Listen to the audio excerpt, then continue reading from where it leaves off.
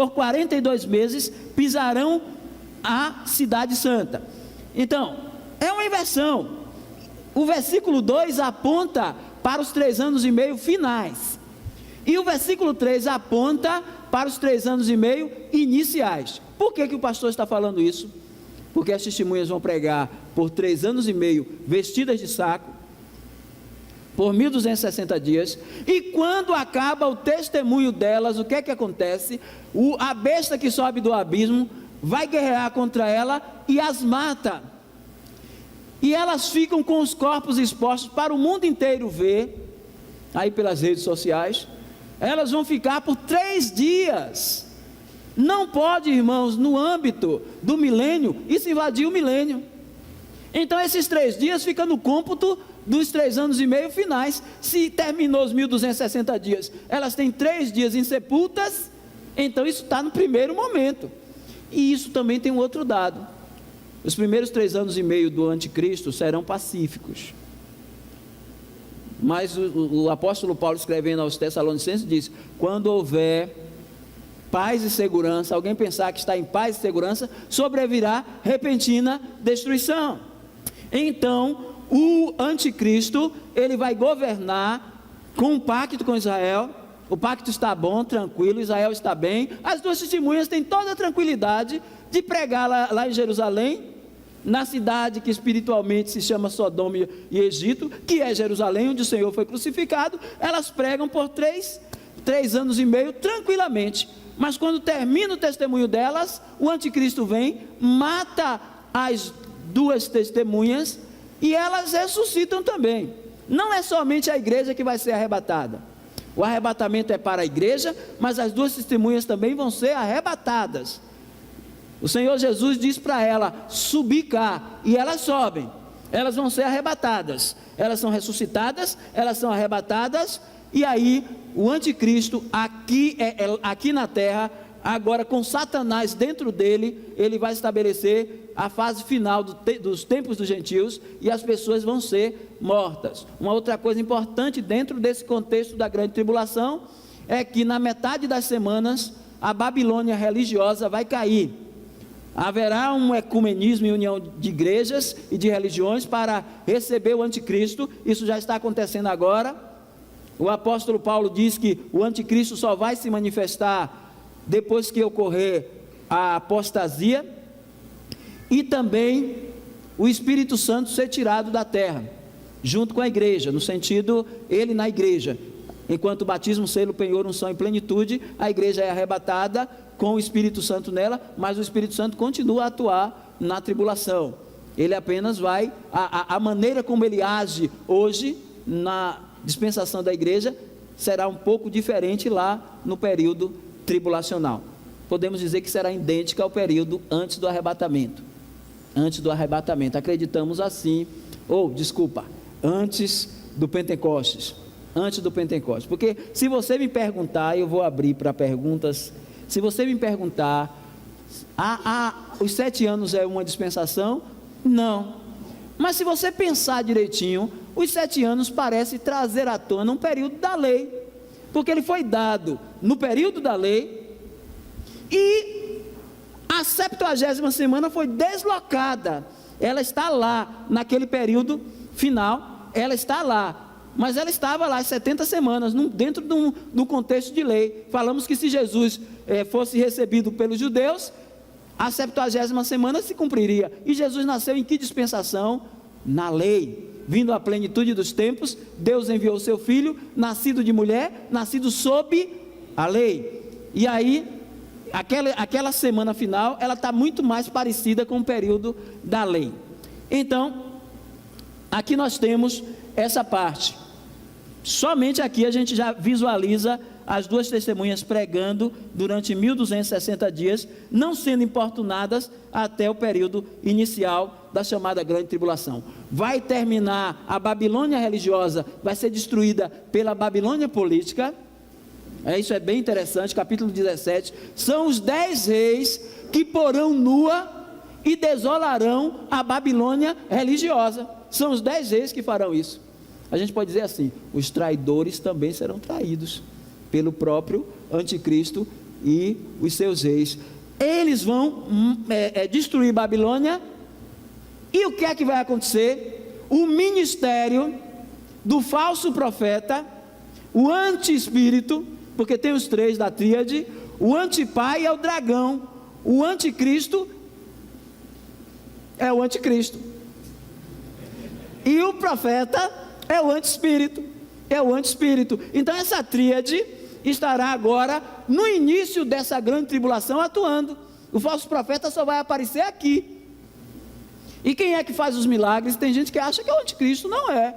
Quem faz os milagres é o falso profeta, porque assim como o Espírito Santo glorifica a Cristo, o falso profeta vai fazer na presença da besta os sinais para glorificar o anticristo, e é ele que vai fazer a imagem da besta falar, e é ele que vai fazer descer fogo do céu. Então, na hora que ele praticar essas coisas e fazer a imagem da besta falar, ele vai implantar o 666, o número da besta. Tem gente que pensa que assim que a igreja for arrebatada, é que o número vai ser implantado. Não, quem vai trazer o número da besta é o falso profeta na grande tribulação. Ou o número, ou o sinal, ou o nome, um dos três, colocados na mão direita ou na testa das pessoas. Quem rejeitar isto, quem não aceitar essa marca, vai ser guilhotinado, que a pena de morte é guilhotina. O diabo gosta de decepar a cabeça de crente, que o diga João Batista e Paulo. Então ele gosta, e ele vai fazer isso aos crentes convertidos da tribulação, que não pertencem à igreja. Convertidos da tribulação, que não pertencem à igreja, porque a igreja, na hora que a trombeta tocar, na hora que o arcanjo chamar, a igreja vai ser arrebatada completa. Amém? Completa. Não existe esse arrebatamento parcial. O crente forte vai, o crente fraco fica. Que lógica. Quem tinha que ficar eram os fortes. O fraco para enfrentar os piores dias da terra. Quem tinha que ficar, se tivesse de ficar, era crente fraco, ou era crente forte. Vai deixar os fracos enfrentar o cão? Quem tem que enfrentar? Aí, graças a Deus que não vamos enfrentar, porque a noiva irá imaculada, irrepreensível, completa. Esse negócio de dizer, se estiver usando isso, não vai, se estiver fazendo aquilo, não vai, se estiver assim, não vai. Só tome, não tem sinal, mas só tome o aviso, o alerta. O arrebatamento vai acontecer quando se converter o último crente da igreja. Então provavelmente vai ser no domingo, não estou marcando. A igreja nasceu que dia? No domingo. João disse que foi arrebatado que dia? No dia do Senhor. Eu vou pensar que é no sábado? É no domingo, provavelmente. Cuidado com os 4 Fs: futebol, Faustão, Facebook e Fantástico. Mesmo assim você sobe, mas vai chegar envergonhado. Está pensando que só foi Adão que ouviu? Onde estavas tu, Adão? Então, é pensar nisto. Então, o que é que acontece? Esse arrebatamento leva a igreja completa. O prédio, o edifício é completo. A videira verdadeira com todos os ramos. O corpo com todos os membros. A noiva, bonita, bela, irrepreensível, que ninguém quer casar com a noiva banguela, sem perna, sem. Agora você não quer casar com a noiva assim, e quer que Cristo se case com a noiva feia, com a noiva desarrumada. Não, ela vem toda e ela vai completa. Os crentes vão todos, porque Paulo falou assim, não, irmão? Nós que estivermos vivos para a vinda do Senhor, nós, não alguns de nós, não precederemos os que dormem, porque o mesmo Senhor descerá do céu com voz de arcanjo, a trombeta de Deus, e os que morreram em Cristo ressuscitarão primeiro. E nós, os que estivermos vivos, nós. Agora Paulo pensou que ia vivo. Agora a gente está na vantagem, né, pastor?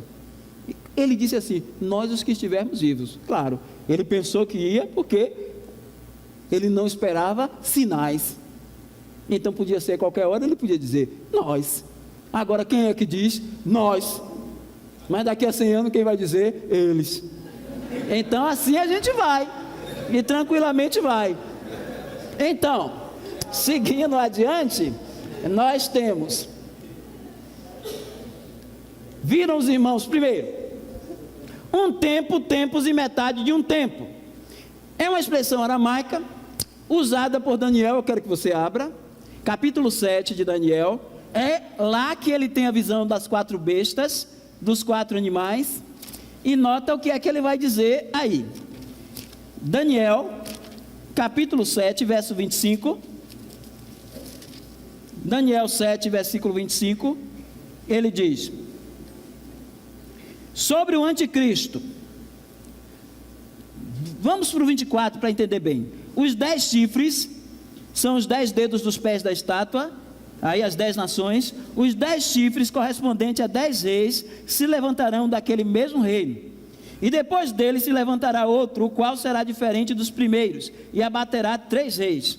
Então ele vai abater 3 reis. Então no final do reinado do anticristo, ele não terá mais 10, ele terá 7, e ele é o 7º e o 8º, é o que João vai dizer em Apocalipse 17. Ele proferirá palavras contra o Altíssimo, magoará os santos do Altíssimo, e cuidará em mudar os tempos e a lei, e os santos do Altíssimo lhe serão entregues nas mãos por um tempo, 1 ano, mais 2 tempos, 2 anos, dá 3, e metade de um tempo. Então, nós temos essa expressão, além dos 1260 dias, nós temos isto. Quando você vai para Apocalipse 13, vamos lá, 5 a 7, você tem Apocalipse 13, versos 5 a 7, diz: foi-lhe dada à besta uma boca, olha a mesma coisa de Daniel, que proferirá arrogâncias e blasfêmias, e a autoridade para agir. Olha aí, já está me dizendo que um tempo, 2 tempos e metade de um tempo é igual a 42 meses, são os 42 meses finais. E abriu a boca em blasfêmias contra Deus, para lhe difamar o nome, difamar o tabernáculo, a saber, os que habitam no céu. E foi-lhe dado também que pelejasse contra os santos, e lá diz também em 7,25, vencer, mas vencer matando. Essa é uma realidade. E aqui nós acabamos, nós não, eles lá, porque nós não estaremos lá, acabam vencendo, morrendo. Então, deu-se-lhe ainda autoridade sobre cada tribo, povo, língua e nação. Então, ali ela é identificada, um tempo, 2 tempos e metade de um tempo, são identificados com os 42 meses. Também Daniel usa esse termo para realçar a grandeza do cumprimento das profecias no desfecho final dessa era. Então, quando você vai a Daniel 12 e versículo 7, vamos dar uma olhada lá, Daniel 12, versículo 7, olha a expressão do profeta Daniel, capítulo 12, versículo 7, diz: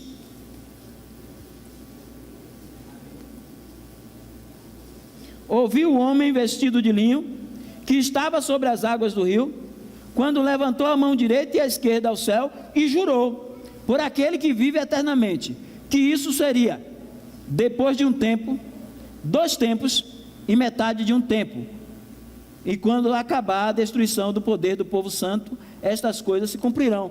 Então aí está falando da chegada do milênio, depois de um tempo, 2 tempos e metade de um tempo, quer dizer, no final do período do tempo dos gentios, no final da grande tribulação.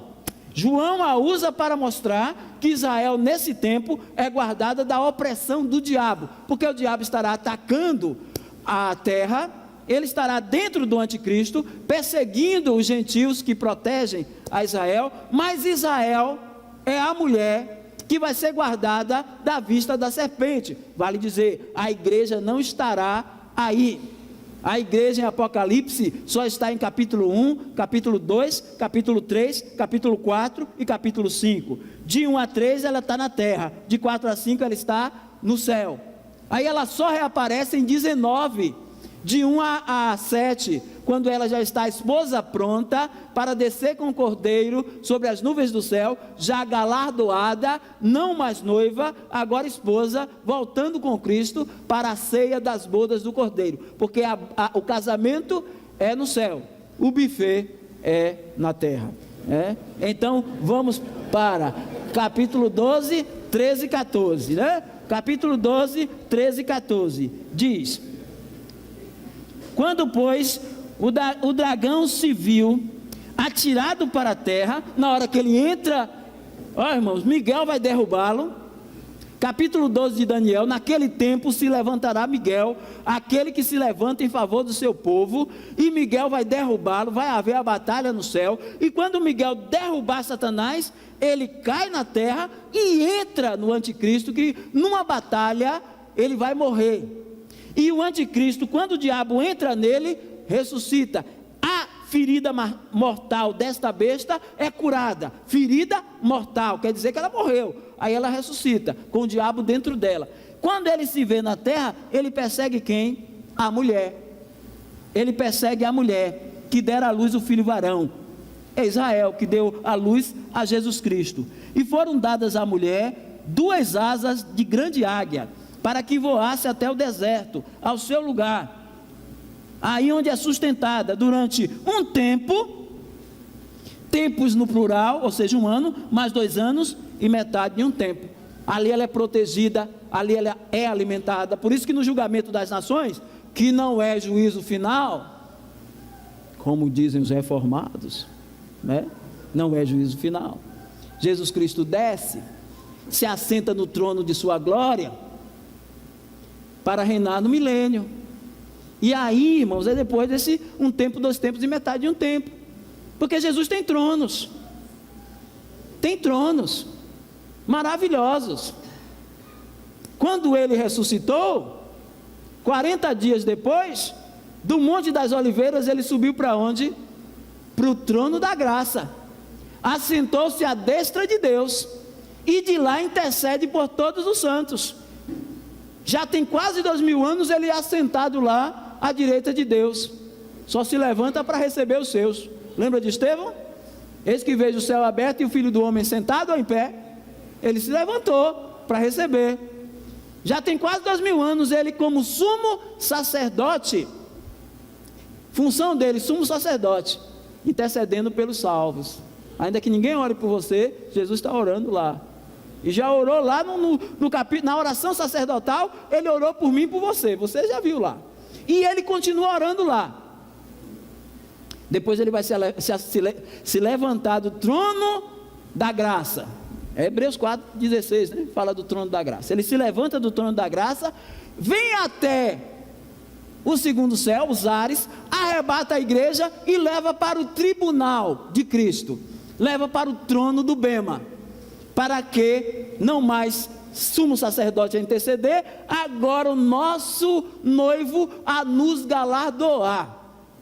E aí, meu irmão, produza obras de ouro, de prata e de pedras preciosas. Não produza feno, madeira e palha. Até um copo de água fria, Mateus 10:42, que você der um desses pequeninos, não perde o galardão. Como é que a gente produz ouro, prata e pedras preciosas? Quer comais, quer bebais, ou façais outra coisa qualquer, fazei tudo para a glória de Deus. Durante 7 anos, só 7 anos, ele se casa com a igreja e está no trono do Bema. Se levanta do trono do Bema, desce com a igreja e se assenta sobre o 3º trono. O Filho do Homem virá nas nuvens do céu, e quando ele vier e se assentar no trono da sua glória, é o trono do milênio, 1000 anos no trono da glória. Terminou o milênio, tocou fogo no céu e foi para o trono branco, julgar todos os incrédulos, de Caim a último que ser queimado lá, quando descer fogo do céu no milênio, de Caim a último ímpio do milênio, a ser morto, julgados no trono branco. Depois ele cria novos céus e nova terra, e se assenta no trono eterno, quando ele será tudo em todos. Esses são os 5 tronos, e demarcado por tempos. É bom demais ser batista regular. A gente sabe montar o quebra-cabeça de Deus, enquanto os que não são ficam quebrando a cabeça com besteira. Então, a partir daí, nós temos no capítulo 12, essa mulher que é Israel, não é a igreja. Aí, pastor, vou pedir licença só para mostrar. Capítulo 12, versículo 1, o que é que diz aí? A mulher é o dragão. Vai botar a igreja aqui e o dragão? Não, aqui Israel e o dragão. Viu-se um grande sinal no céu, a saber, uma mulher vestida do sol, com a lua debaixo dos seus pés, e uma coroa de 12 estrelas na cabeça, que achando-se grávida, grita com dores de parto. Essa mulher, irmãos, quando você vai para o sonho de José, no capítulo 37, José não conta o sonho, e ele conta para os seus irmãos, e ao contar o sonho para os seus irmãos, os irmãos ficam enraivados, e aí cai no ouvido de Jacó, apesar de Raquel já ter morrido, mas quando ele conta o sonho e diz que o sol, a lua e 11 estrelas se prostravam diante dele, Jacó deu a interpretação: o sol sou eu, quer dizer que eu, tua mãe e teus irmãos vão se prostrar diante de ti. Quem é Jacó? O sol. Quem é Raquel? A lua. Quem são as 12 estrelas? Os 12 filhos de Jacó. Então está aqui, viu-se um grande sinal no céu, a saber, uma mulher vestida do sol, Jacó, com a lua debaixo dos seus pés, Raquel, e uma coroa de 12 estrelas, as 12 tribos de Israel. Deus está tratando com Israel. Israel é a mulher. Nós somos batistas regulares, não somos antissemitas, e cremos que o povo de Israel tem oportunidade. O que é que nos faz dispensacionalistas?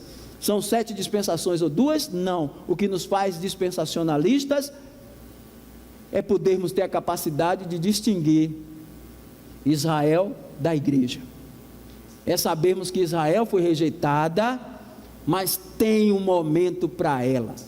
A igreja é a noiva a casar-se com o noivo cordeiro.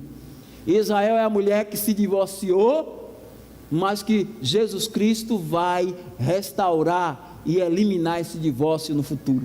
Então aí nós temos essa base para pensar nesse tempo. 12, 13 e 14, o que é que diz aí? Quando, pois, o dragão se viu atirado para a terra, perseguiu a mulher, que dera à luz o filho varão, e foram dadas à mulher as 2 asas de grande águia, para que voasse até o deserto, ao seu lugar, aí onde é sustentada durante um tempo, tempos e metade de um tempo, fora da vista da serpente. Então aí está. Quando você vai para 12:6, você vê: a mulher, porém, fugiu para o deserto, onde lhe havia Deus preparado lugar, para que nele a sustentem durante 1260 dias. Então temos os 42 meses na tribulação, está aí os textos que o pastor já leu. 1260 dias, 12:6, é grande tribulação. Então agora Satanás é derrubado na terra, encarnando-se no anticristo, perdendo acesso ao segundo céu. Durante esse período final, a marca ou sinal será implantado, o 666, o nome ou o número, ou o nome, o sinal ou o número, e ninguém poderá comprar ou vender sem ela. A recusa a esse sistema trará a morte por guilhotina. Com a quebra da aliança, o destino de Israel é fugir até a grande tribulação, até o final da grande tribulação. O final dessa semana é marcado com o fim de toda a profecia das 70 semanas, introduzindo assim as grandes bênçãos prometidas para a nação de Israel, Daniel 9, 24. E esses são as bênçãos para Israel. A interpretação correta para as 70 semanas de Daniel é fundamental para entendermos melhor a escatologia bíblica no contexto dos últimos tempos. Aqueles dias foram abreviados por causa dos eleitos, a favor das pessoas convertidas de Israel e de outras nações na grande tribulação. Serão dias determinantes para o retorno de Jesus ao mundo e a preparação da terra no tocante ao seu reino milenar. Aqui nós preparamos o terreno para o pastor Valnei e o pastor Marcos Perim e o pastor Marcos Granconato poderem seguir adiante. Que Deus nos abençoe.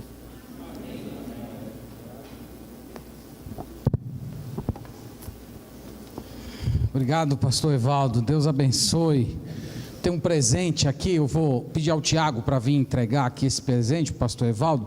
Esse presente é no nome dos alunos, viu, do seminário, para o senhor, com uma recordação. O senhor vai abrindo o presente aí, que eu vou dar só uns avisos finais para a gente encerrar. Irmãos, amanhã nós começaremos pontualmente às 7 horas, né? Iríamos começar hoje, mas o pastor Evaldo pegou o trânsito entrando em Salvador, vocês sabem como é. Mas o preletor vai estar aqui na Pituba, então ele não vai se atrasar, e nós vamos começar às 7 horas em ponto. Então nós teremos a primeira palestra será a esperança milenar, uma análise bíblica e histórica. Então nós vamos falar do milênio, começando na história da igreja, e nós vamos fazer também uma abordagem bíblica na primeira palestra.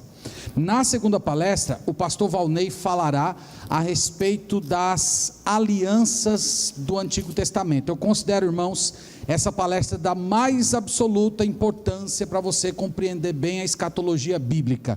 Então ele vai fazer um apanhado, o pastor Valnei tem formação em teologia bíblica, e ele vai trazer essa palestra para a gente. Então conto com vocês amanhã, todos juntos lá, às 19 horas, para a glória do Senhor Jesus. Tem algum aviso aí que os irmãos do seminário queiram dar? Não tem. Então nós vamos fazer uma oração e vamos agradecer ao Senhor. Pai, nós agradecemos a Ti, ó Deus, por essa bênção que o Senhor nos deu, de poder ouvir a exposição da Tua palavra. Nosso coração se enche de alegria e de esperança, ao saber que o Senhor, pessoalmente, vai consertar esse mundo. O Senhor vai resolver o problema do pecado, da injustiça, de Satanás. E nós manifestamos ao Senhor essa esperança. O nosso desejo de coração é que Jesus volte, que Ele busque a Tua igreja e proclame Rei, Governador, Supremo e Salvador desse mundo para todas as pessoas. Deus, é o nosso desejo, é a nossa oração em Cristo Jesus. Amém.